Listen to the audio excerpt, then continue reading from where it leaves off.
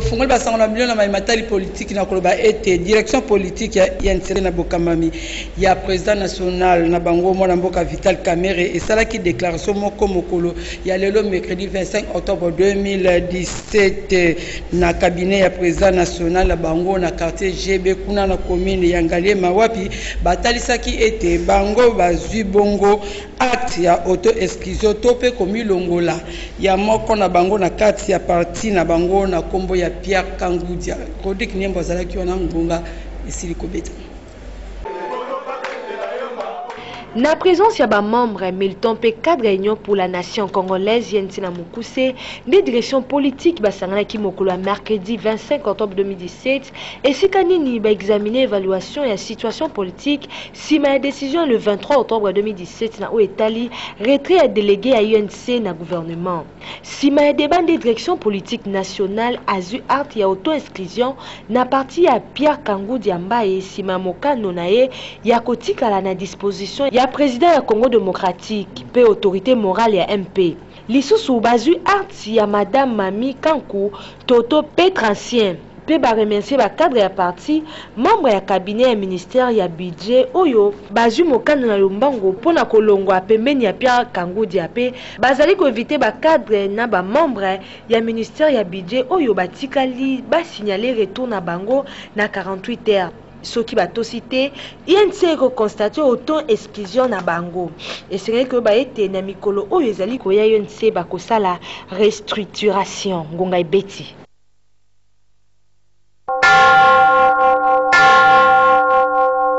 Kaka na politique esengeli koyeba ete Félix Tshisekedi président ya rassemblement de forces politiques et sociales acquises au changement à Salaki pour des presse moko mokolo ya mardi 24 octobre 2017 na Lubumbashi esika wapi ye asili kozwama kuna atalisaki ete kobanda mokolo ya lelo rassemblement ezali lisusu ko reconnaître lisusu te bokonzi ya président Joseph Kabila awa na mboka RDC ngonga esili ko betama pa ya Niki Nsuki Mandema. Sima kopekisa ye kosala meeting liboso ya ba militaire ya rassemblement oyo bayaki koyamba ye mokolo ya lundi 23 octobre 2017 na aéroport ya Luano na Lubumbashi. Félix Tshisekedi Antoine Chilombo azalaki mokolo ya mardi 24 octobre liboso ya bapandisango pona kosala point de presse na kati ya résidence ya président rassemblement Katanga mwana mboka Kyungu wa Kumwanza kolandisama na mobembo na ye na capitale ya Cuivre epai wapi président ya rassemblement Félix Antoine Tshisekedi azalaki ferme na maloba na ye pona koloba ete kobanda mokolo ya lelo rassemblement nyonso ezali lisusu ko considérer te Joseph Kabila Kabange lokola président ya ekolo Congo démocratique pamba te bango bapesaki ye voie de sortie moko ya lokumu na nzela ya kor ya 31 décembre kasi ye abwakeli yango soyi. Na yango Félix Tshisekedi abakisaki pona koloba ete sikawa bazali ko préparer peuple congolais pona kotia président Kabila libanda ya masolo na oyo etali seni. Félix Tshisekedi alobaki ete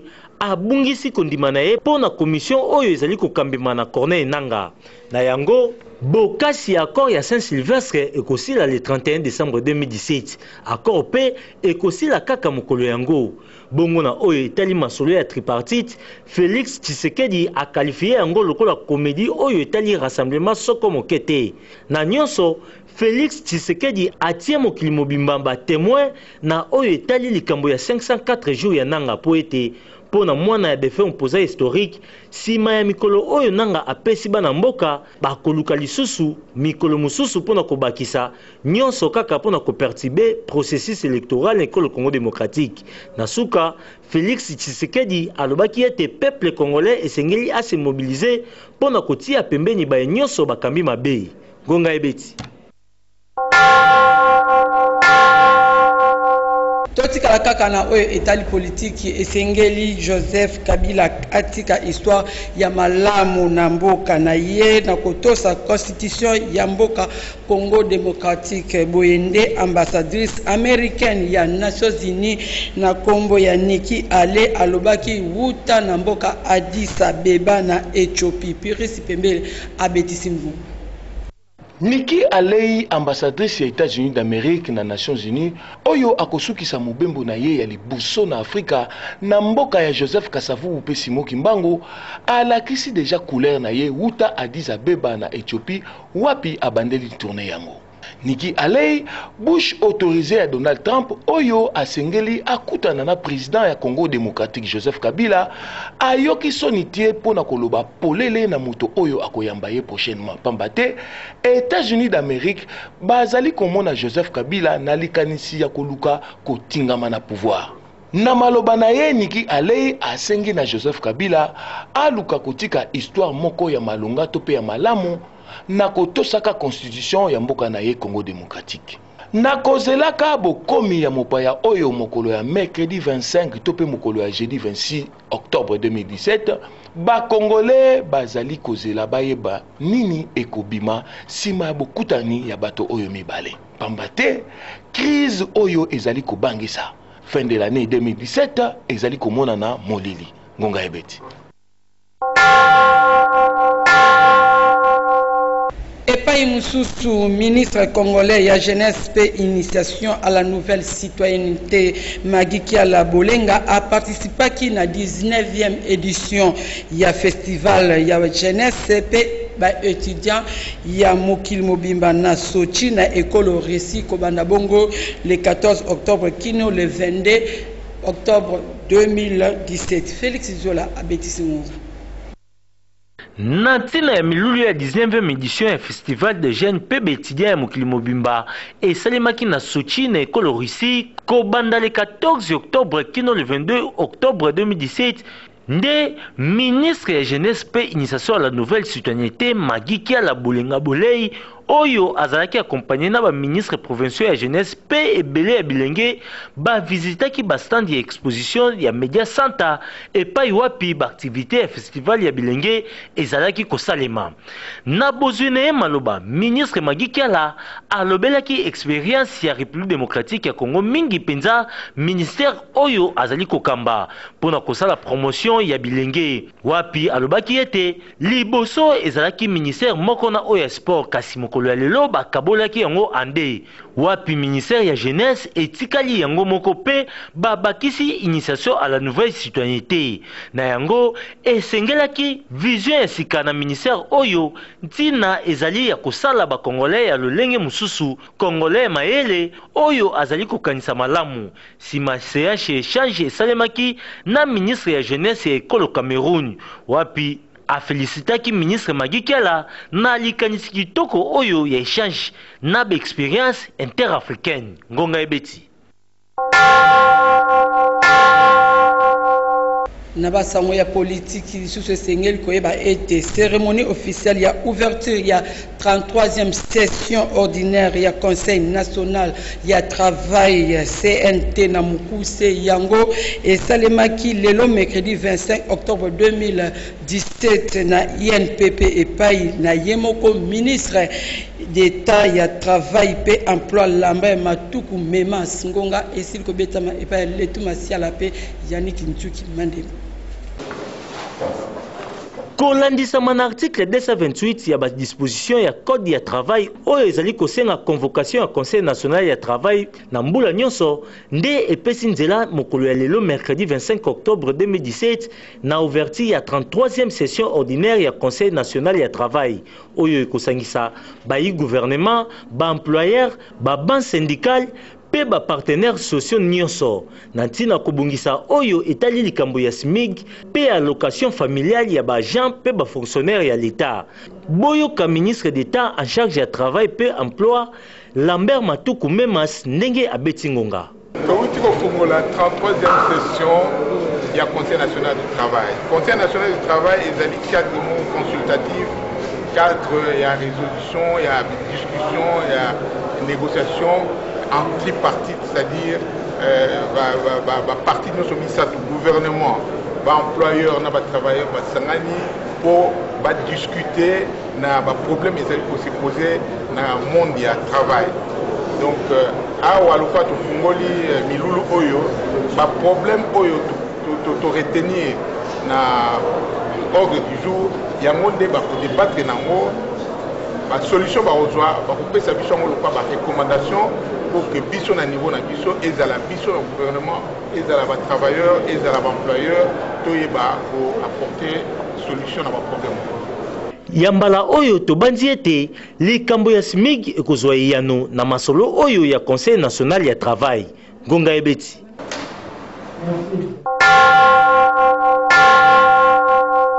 Na oyo etali sécurité sengeli koyebete mission ya Organisation des Nations Unies pour la stabilité na ekolo Congo démocratique MONUSCO na mukuse esalaki conférence de presse nango lokwa momesano mokolo ya lelo mercredi 25 octobre 2017 na siège na bango ezomi bongo na commune ya Gombe kuna balobelaki makambo mibale ya mutu ya mingi na oyo etali penza situation politique pe sécuritaire ya RDC. Ngonga esili kobetama epai ya Niki Mulengo pe Shomin Kassia.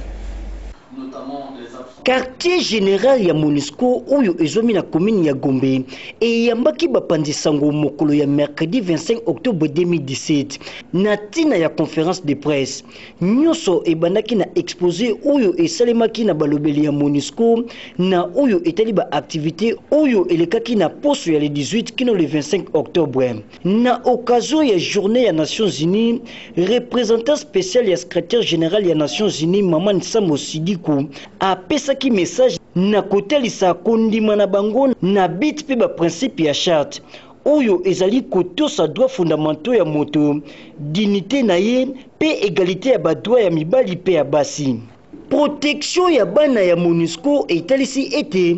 uta poso eleki 25 cas ya violation grave ya badroit ya bana ezalaki documenté na région ya Kasai pe est ya ekolo Congo démocratique. Na kati ya bakawana banote 80 bana na kati na bango 29 bazalaki na se ya 15 ans. Bongo bakabolaki bango to pe bakimaki na kati ya ba milice ya Kamuna Sapu pe ba groupe ya mapinga. Esengeli koyeba ete na est ya ekolo Congo démocratique mobulu ezali kokoba kaka. Ngonga Ebeti.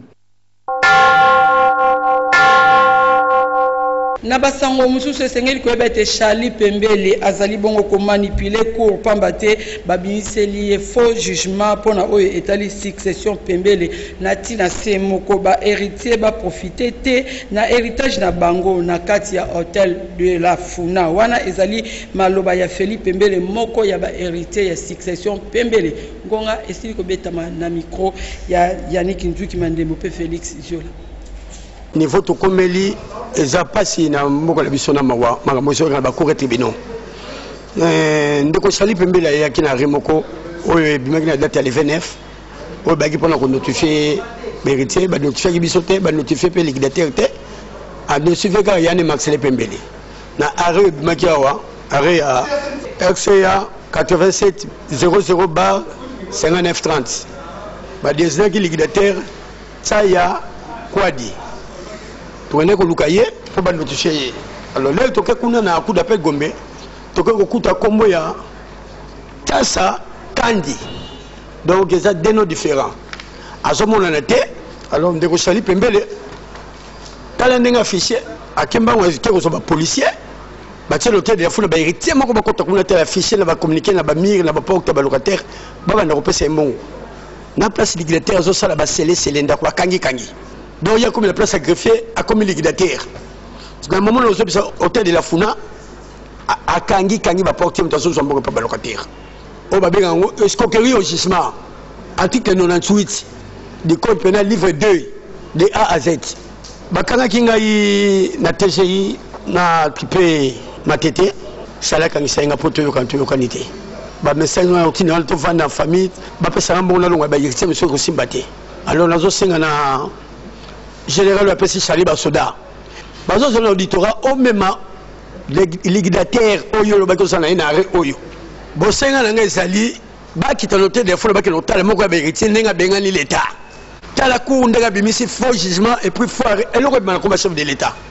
yango tout oyo biso nyoso to héritier soki ma ça kolele kolela poto ko sala descendre de Texas fonctionne hôtel de la Funa individuel ko tsaba solo kolete ba héritier ba kotate yango na ego ebisa bino que ce soit la durée de lui. Désolé, vous connaissez la vérité. La vérité vous en fâche. Chani, on est là. Merci. Ngonga Ebeti.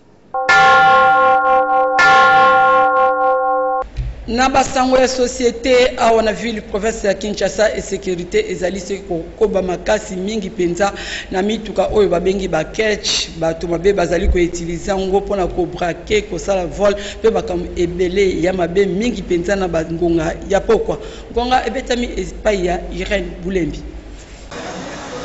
Likambo insécurité na vie province ya Kinshasa eye lisusu makasi na mituka o babengi catch e komi kotungisa population na ndenge ya kosakana te mokolo koleka te sans que ka ya vol braquage to pe criminalité ya lolenge mosusu esalema na kati ngoma mokondi Kinshasa na ba commune o eyebani résidentielle ya somo kutu nde mituka o babengi catch nde ekoma kosunga pona kosala opération na bango mingi penza na ba heure tardif ba kosala lokola baza ba client ba memiyo e koma na esika moko nde batelemi pe ba botolio biloko nyonso ya valeur au client akoza nango ezalaka bongo ya complicité na ba chauffeur somo pona population ko matana mituka oyo babengi catch kasi na yango pona kozwa transport ya malamu esengeli kozwa yango na parking wana assurance eza mwa moke boyoka ngonga ndenge betamaki ngai personnellement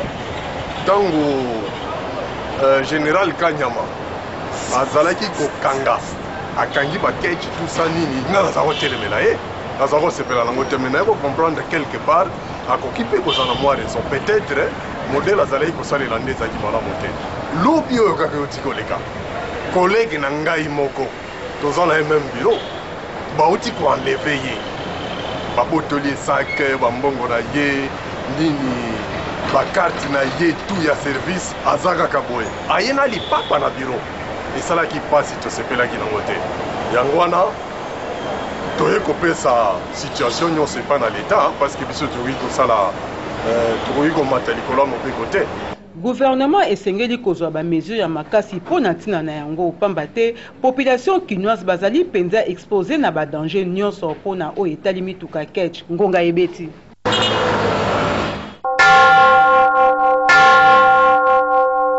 Na basango ya santé centre hospitalier mixte Sibe Congo oyo ezwami na balabala Itaga numéro 1506 kuna na quartier Ndolo na commune ya Barumbu efungoli ba porte na yango pona koyamba moto nyonso oyo azali na bokono ebikisa makate na talo moke ngonga ebetami epai ya Yaniki Mulengo pe Jires Natuba. Komi Sibe Congo ezali lisusu te na ndenge ozali kokanisela na ndambu ya mbongo za na yango ozwa traitement na yo naza kosenga na yo ndeko oza na problème ya baminu vraiment to continuer kofungola baporte mpona maladie nyonso ya minu solution zwaka te nayebi soki spécialité moko ekomi na Sibe Congo oyo ekopesa solution na likambo no ya minu nazali lisuku oyebisa mpona yo moto ozali konyokwama na maladi ya misu na Sibe Congo baopération ya misu nyonso ekiti ezali kosalema na moins cher yo ndeko oza na baproblème ya bafaiblesse sexuelle bapasi ya matoyi oyoka lokola nyama za kotambola komitungisa te yaka na Sibe Congo na kwe nyonso ozolanda biso eza na Congo Braza tofungoli baporte na biso na baservice na biso oyo na prix ya se oyo okokana na bozwi na yo ntango mpe kokoma oyo ozali na yango tokokomprendre na médecine générale toza na ophtalmologie kinésithérapie, orale, pédiatrie, tous les gynécologues, les spécialistes dans les Cambouana, ils ont des commencés, ils ont un problème au bout de la tête, ils ont un problème à la ventre, tout ça, il y a un problème à la solution, tous les problèmes à l'opération de l'hypasso, échographie, il y a moins cher dans la radio, ils ont $10, faiblesse sexuelle, il y a une puissance sexuelle. Solution ezali komitungisa te kolandalanda bilandalanda te yaka na Sibe Congo stuka. Tokomi na rubrique la biso ya makanisi ya population et pas ya population ya engumamo konziki chasa apesi ya ye makanisi kolandisama na démission ya ministre d'état oyo atala kabongo mai matali budget na ekolo Congo démocratique na kombo ya Pierre Kangudi Mbai kuna na parti na ye ya Union pour la nation congolaise INC na mukuse oyo ekambamaka na honorable Vital Kamerhe ngonga esi kobetama epai ya Rachel Mbula Sardutimba. Hernan wakenda na INC toyebaka ba engagement na bango te azalaki moko na kati ya parti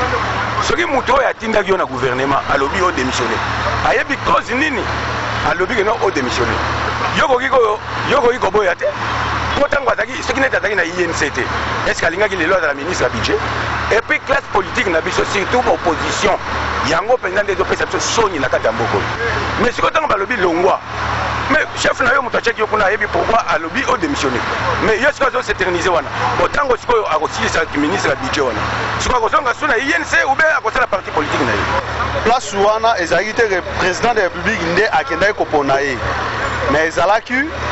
président ya parti na ye na accord oyo esalemaki nde esengaki ete président na ye Vital Kamerhe achoisir ye atie wana na confiance nyonso apesaki ye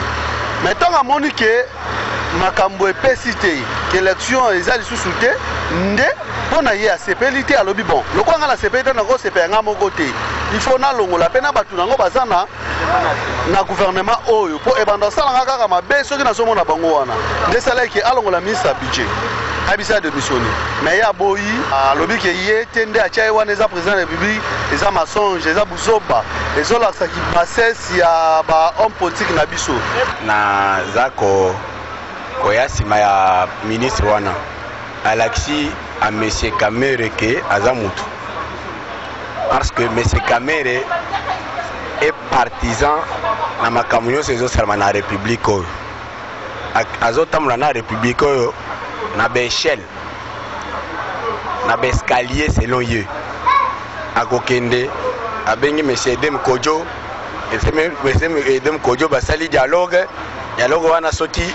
et répercuté mabe, ça n'a pas encore passé un mois. Mais ces caméras au na Saint-Sylvestre, ou aux autres décisions, mais ces caméras est le premier. L'air bazar dit que mon président est aussi ma solution à 98% et 32%. Mais ces caméras est premier à sauter au monde à sa président de la République monté pour passer une idée. Mais les lots ministres sont à décevoir. Et ça m'a bête. Il y a décevoir la République, peuple. Si on va décevoir les pas ministres, aboyi na parti na ye, pratique à la ministre, il y a peu de biftek n'engue batinu ce bazo lia. Et ça m'a bête. Dans mon parcours sur la terre, tout peut sombrer. Kobikisa bokono oyo esilaka te babengi maladie incurable ezali likambo pe mayele nzambe ya pesa ye. Docteur Kabe